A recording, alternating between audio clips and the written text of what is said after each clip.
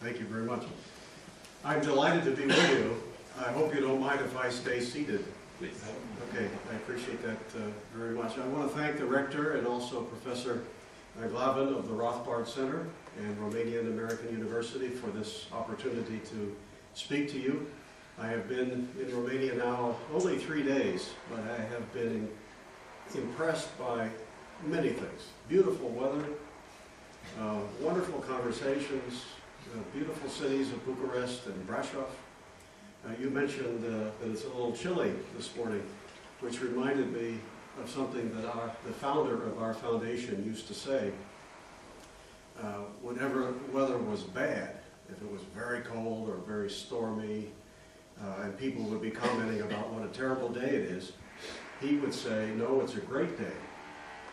And people would say, "What are you talking about? Haven't you looked outside and see how terrible the weather is?" And he would say, "No, it's a great day. Every day is a great day." And then he would say, "That's my way of showing appreciation for the fact that when it comes to the weather, God and not the government is in charge." So even on the worst of weather days, it could be worse than that if government perhaps were in charge of the weather. Romania is the 70th country, number 70 for me, that I have a good fortune to visit.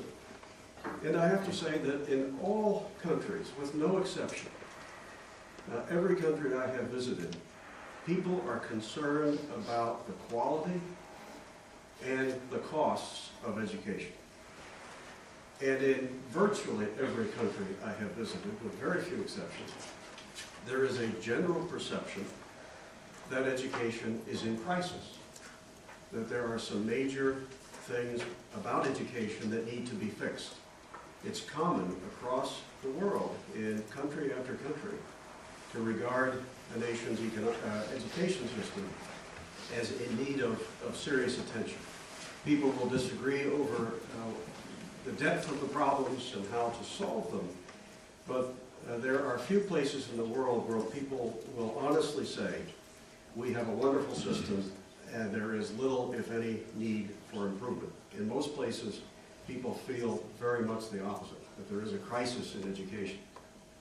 And you see and you hear the complaints across the board from all levels of society, common throughout most of the world. People complaining that, well, the test scores of students are not rising, or they're too low, they're stagnant perhaps.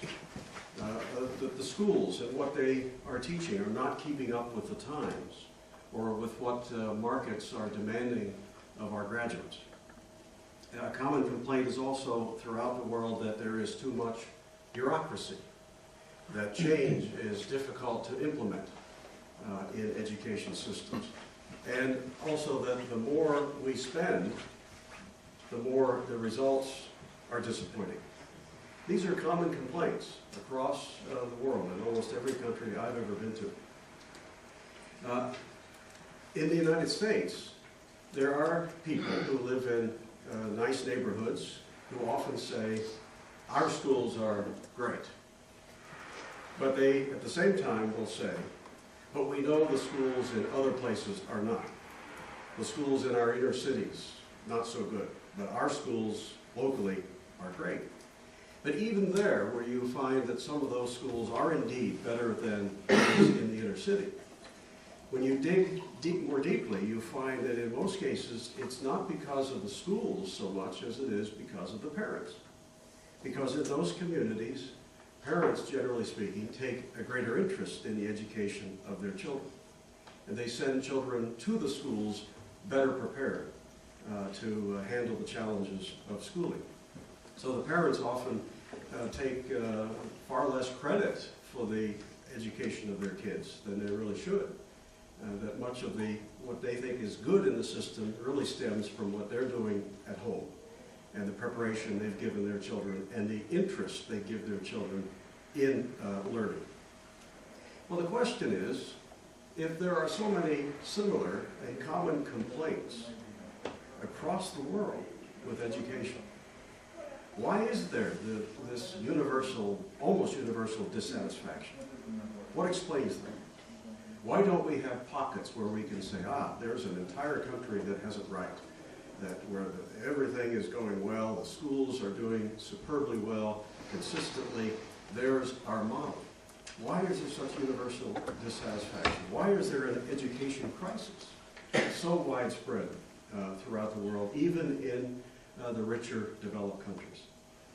Well, if you look close, beneath the surface, you'll find, in fact, you have to ask the question, where is the crisis in education?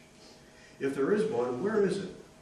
And you'll find, when you look closely, that it's not in those aspects of education that are provided by competitive market forces. It's almost always in those parts of education that are provided by the state. If you look at education, typically means a lot of things. It means computers, it means books, it means desks, it means facilities, as well as teachers. Well, the part that's provided through competitive market forces, like computers, like books, typically in most countries, that part is not in crisis. There you find, in computers, for instance, privately provided, you find more of them, better computers, more power and less cost, a smaller package, continuous improvements. The part of education that tends to be in crisis is the part that's provided and monopolized or subsidized or protected by government. This explains the systemic problems that we see across many countries. That's why, from the start, I think it's helpful to be thinking about, well, how can we take some of the successes of the marketplace, even the successes of the marketplace within education, and make them more universal throughout education? What is it that makes those market forces produce the quality that we've come to expect?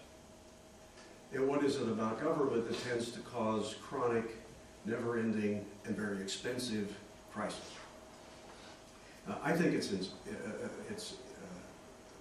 incentives explain an awful lot of why there are bright spots in education that tend to be privately provided, and some dark spots that tend to be resistant to improvement no matter what we do. Spend more, whatever, to try to fix it. And this is not a matter of government employs bad people and does bad things, and the market always employs good people and only does good things. Not at all. You have good and bad in both markets and in government. But one of the key differences is, in market provision of goods and services, customers, not captives, but customers, are able to say, no thanks, I'm not happy with this, I think I'll choose to go elsewhere. And that power of choice, it provides accountability, it provides incentives and rewards for improvements, not for simply showing up and punching in and claiming a paycheck. Now, having said that, let me present to you what I call 5 principles of education reform. And I'll give each of the 5 to you now, and then I'll go back and say a few words about each one. But these are principles that I think should guide our thinking, not just in Romania. I think they apply anywhere. They apply in the United States. They apply in countries, whether they are developed, undeveloped, or somewhere in between. These are universal principles that should guide our thinking as we try to improve the quality of education for all people. The first principle is education is more than just what happens in a formal classroom. It's more than just what happens in a formal classroom from 9 o'clock to 3 o'clock, or whatever. I'll come back and say something about each of these in a moment. The second principle is the children, or if you're talking about higher grades or college, the students, are more important than the system. The students are more important than the system. That sounds like so simple, and yet we don't often behave that way. We behave quite often, and our policies are often aimed at reinforcing the notion that it's the system that is the most important thing, not the students. A third principle is parents are a key ingredient in educational improvement. They're the most important ingredient, in fact. The fourth principle is choice and competition are necessary preconditions to improvement. Choice and competition are necessary preconditions. You have to have it as a base, as a foundation, if you expect school improvement to take hold and really snowball. And the fifth principle is one size does not fit all. One size does not fit all. That suggests, as I'll talk in a moment, that education should allow for variety, diversity, that there is no one single method or approach that applies best for everyone. Now let's go back and say a few words about each of these core principles. What do they have to say about education reform? The first one was, education is more than what happens in a formal classroom. So many people in many countries have come to think that education means just what happens at a formal, even perhaps just a government school from 9 to 3. They're thinking very narrowly.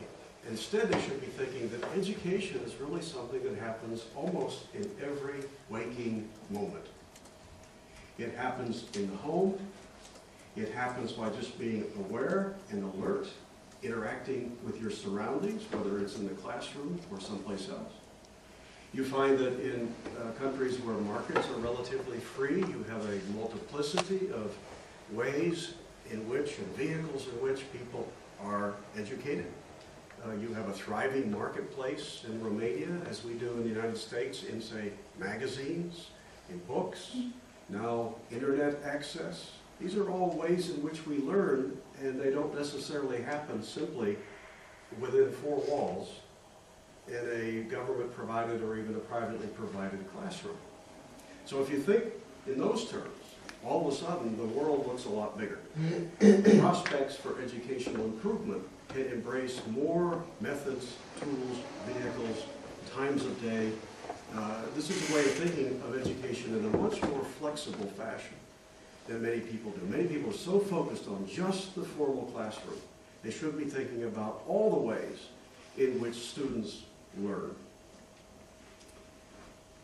There is, in the United States now, so how many of you have heard, in fact, of the Khan Academy? It's spelled K-H-A-N. You've heard of it? Have you utilized any of the resources? Yeah, it's an extraordinary open source model. Yes. I think it's inspiring. Will we have questions and answers later on? Because Yes. I'm curious about something. Yes, I Okay. do. We will allow for plenty of time for questions. Well, the Khan Academy, I encourage you to take a look at this. This is a remarkable new model, as you point out, for education. It's now getting a lot of attention in the United States, and it has a presence on the web. In fact, that is its presence. It doesn't have a building. It doesn't have a classroom. It consists right now of a website with almost 2,500 courses that involve video, all kinds of other tools, free of charge for anybody in the world. You can go on there and take a course in everything from second grade arithmetic to high school mathematics to college physics. And what the Khan Academy model does is it completely flips education. This is exciting because it's a tribute to diversity and competition. You know, so many people have thought that education means you go to a classroom and during the day you hear lectures. And then at home you